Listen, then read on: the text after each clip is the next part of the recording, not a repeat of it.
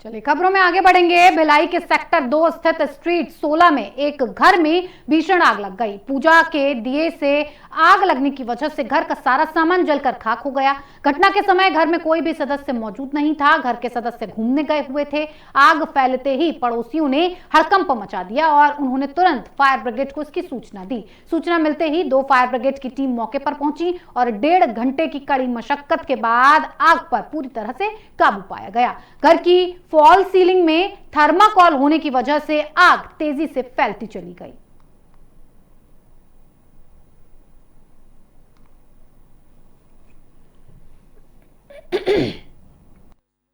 उसमें आग कंट्रोल पूरा हो गया। कैसे आग लगने का कारण बता रहे हैं कि दिया जो पूजा में जलाते हैं ना दिया, उसके वजह से चूहा खींच दिया होगा, उसके वजह से हुआ। ये मेरे को लग गया। 2 दमकल गाड़ी आई, 2 दमकल गाड़ी आई। नहीं हमारी आई तो हमारा वो है। कितने का नुकसान हुआ? हमारा नुकसान नहीं मालूम, ये बताएं तो खाली लिख के दिए हैं, कारण नहीं बताया। देखिए ये एक्चुअल में सबसे पहले मैं इस चीज के लिए फायर ब्रिगेड टीम को और साथ में यहाँ पर जो पड़ोस में सभी लोग जो हैं उनका धन्यवाद करता हूँ, क्योंकि उनकी जागरूकता के कारण ही ये इस पे तुरंत कार्रवाई की जा सकी और इसको तुरंत जो आप देख रहे हैं अभी जो स्मूथ उसमें है, ये सिर्फ आस पड़ोस की जागरूकता के कारण ही ये संभव हो पाया। कैसे लगा? और ये आग लगने का कारण ये था कि ये परिवार बाहर गया हुआ था और वो जो अपना रीति रिवाज के चक्कर में जो रहता है कि भगवान रूप में इन्होंने एक दिया रखा हुआ था, उसी के कारण से क्या है वो कहीं ना कहीं हीट जनरेट हुआ और हीट जनरेट में क्या ऊपर में थर्माकोल का फॉल सीलिंग किया हुआ है, उसी कारण से पूरा धुआं होते हुए पूरा आग पकड़ा है।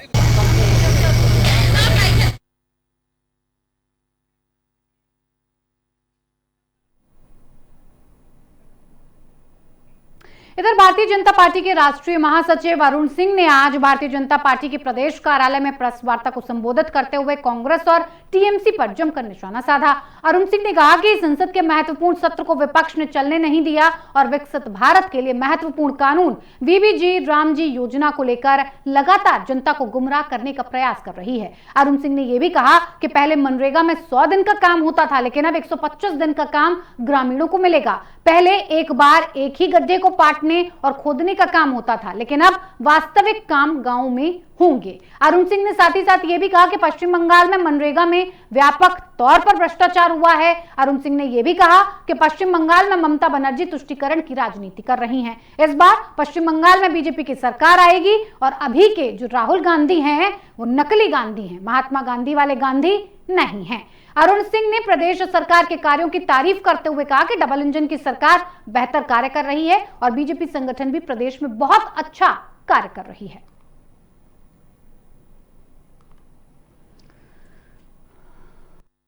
संसद सत्र अभी संपन्न हुआ है।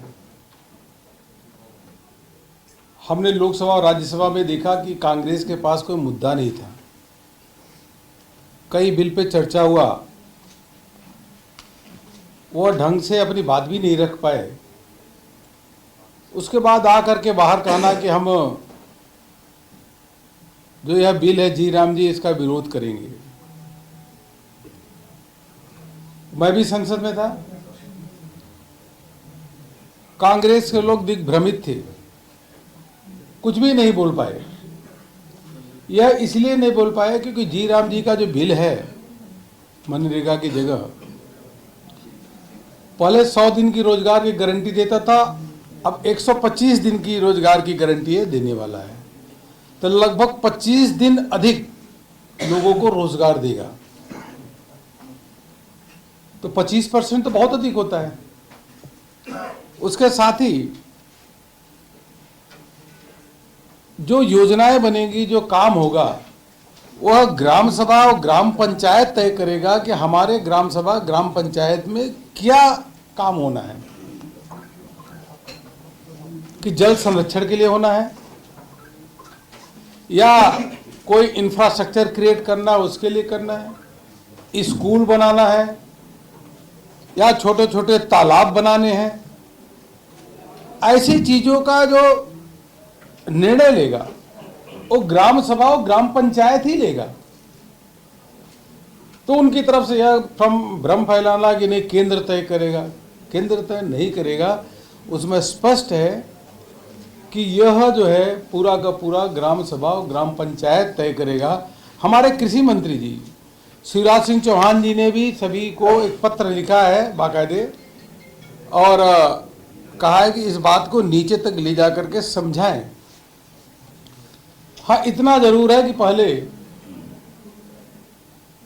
जो मनरेगा में कई विधानसभाओं में गड्ढे गड्ढे दिखते थे, इतने गड्ढों की संख्या गिन लीजिए तो विधानसभा का क्षेत्र छोटा पड़ता था। कुछ जगह ऐसी घोटाला होता था, और ऐसा घोटाला पश्चिम बंगाल में बहुत अधिक हुआ। पश्चिम बंगाल में 19 जिले ऐसे थे जो जांच में पाया गया कि इन 19 जिलों में जो मनरेगा के अंतर्गत काम हुआ वह काम हुआ ही नहीं। वो पूरी की पूरी स्कीम ही उन्होंने उसकी एक तरीके से बोगस उसका फ्रेमवर्क दे दिया, पूरा लूट लिया। और इसीलिए केंद्र सरकार ने इन 19 जिलों की जो धन थी उसको भी रोका, आवंटन भी रोका। ऐसे कई जगह शिकायतें मिलती थी। चलिए खबरों में आगे बढ़ेंगे। उप मुख्यमंत्री अरुण साव ने प्रदेशवासियों को नव वर्ष की अग्रिम शुभकामनाएं देते हुए ये कहा कि वर्ष 2026 विकसित और नक्सल मुक्त छत्तीसगढ़ की दिशा में निर्णायक साबित होगा। उन्होंने बताया कि 2025 उपलब्धियों से भरा रहा, नए उद्योग नीति से निवेश बढ़ा, युवाओं के रोजगार की बात हुई और खेल के क्षेत्र में राज्य ने राष्ट्रीय पहचान बनाई। आरएसएस के 100 वर्ष पूर्ण होने पर सामाजिक जनजागरण को भी उन्होंने महत्वपूर्ण बताया। वहीं कांग्रेस पर हमला करते हुए अरुण साव ने सवाल किया कि 5 वर्षों में सरगुजा के लिए कांग्रेस ने क्या किया, और यह भी कहा कि आपसी कलह के कारण कांग्रेस जनता से दूर होती जा रही है। 2025 अपने अंतिम चरण में है और अनेक मामलों में 2025 बहुत ऐतिहासिक और यादगार वर्ष रहा है। ये 2025 एक तरफ जहां सरदार वल्लभ भाई पटेल जी की 150वीं जन्म जयंती थी, वंदे मातरम की 150वीं जयंती थी, अटल बिहारी वाजपेयी जी का जन्म शताब्दी वर्ष और हमारे छत्तीसगढ़ का रजत जयंती वर्ष, और बड़ी बड़ी उपलब्धियां इन 2025 में देश और राज्य को मिली है। अब 2025 अपने अंतिम चरण पर है। आने वाला 2026 छत्तीसगढ़ के लिए और देश के लिए नए उत्साह और ऊर्जा के साथ आगे बढ़ने का वर्ष होगा। एक तरफ जहां हमारा छत्तीसगढ़ नक्सल मुक्त होगा 2026 में, वहीं छत्तीसगढ़ को विकसित छत्तीसगढ़ बनाने का आधार इस 2026 में तैयार होगा। जिस तेज गति से आज छत्तीसगढ़ में काम की शुरुआत हुई है, निश्चित रूप से 2026 विकसित छत्तीसगढ़ के लिए महत्वपूर्ण वर्ष होगा, भारत के लिए महत्वपूर्ण वर्ष होगा, और उसी को संकल्प को पूरा करने का काम 2026। इधर बांग्लादेश में अल्पसंख्यकों और हिंदुओं पर हो रहे कथित भ्रष्टाचार अत्याचार को लेकर सूरजपुर में युवा कांग्रेस और एनएसयूआई ने विरोध प्रदर्शन किया। जिला अध्यक्ष नरेंद्र यादव और आकाश साहू के नेतृत्व में कार्यकर्ताओं ने अग्रसेन चौक पर बांग्लादेश के प्रधानमंत्री का पुतला दहन किया और प्रधानमंत्री नरेंद्र मोदी के नाम ज्ञापन सौंपा। कार्यकर्ताओं ने विश्राम गृह से पदयात्रा निकालते हुए विदेश नीति पर केंद्र सरकार की भूमिका पर सवाल उठाए। प्रदर्शनकारियों का कहना था कि बांग्लादेश सहित अन्य देशों में हिंदू विरोधी घटनाएं चिंताजनक हैं और भारत सरकार को इस पर कड़ा रुख अपनाना चाहिए। उन्होंने मांग की कि सरकार स्पष्ट और सख्त कूटनीतिक कदम उठाए। प्रदर्शन में कांग्रेस के कई वरिष्ठ नेता और कार्यकर्ता मौजूद रहे।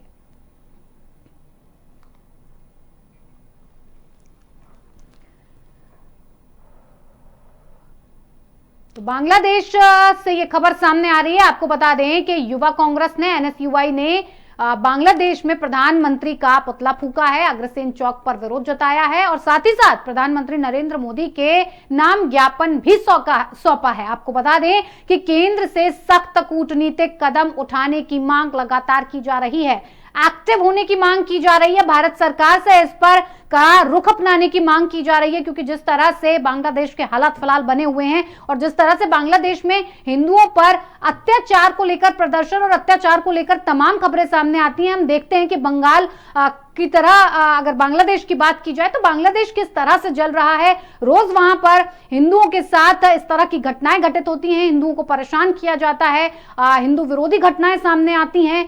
तमाम ऐसे बांग्लादेश में रोज जलने वाली तस्वीर हम देखते हैं, जिस पर अब भारत सरकार से कोई ठोस कदम, कोई कड़ा रुख अपनाने की मांग लगातार बांग्लादेश की तरफ से की जा रही है। युवा कांग्रेस भी इस पे एक्टिव है, एनएसयूआई ने पुतला फूका है और साथ ही साथ कांग्रेस ने नरेंद्र मोदी से ये कहा है कि इस पर एक कड़ा रुख अपनाने की जरूरत है।